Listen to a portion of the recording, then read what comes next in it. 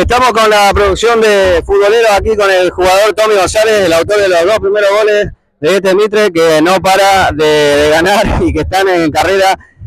¿Cómo nos podés describir? ¿Aprovechaste bien las situaciones y cuando era el mejor momento de Guaraní, ustedes lo supieron aprovechar y como que dieron el golpe letal ahí? ¿Qué nos podés decir de eso?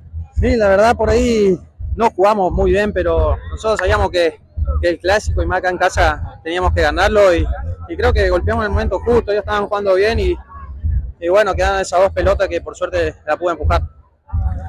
¿Qué les espera ahora? Estábamos, según la información que tenemos, Resistencia Central, que pasó a Deportivo Mandillú. ¿Será rival de ustedes? ¿Qué sabes algo de ese equipo? ¿Cómo pensás que se puede desempeñar ese partido con ustedes? Si tienen variantes para enfrentar esos encuentros, porque son partidos difíciles.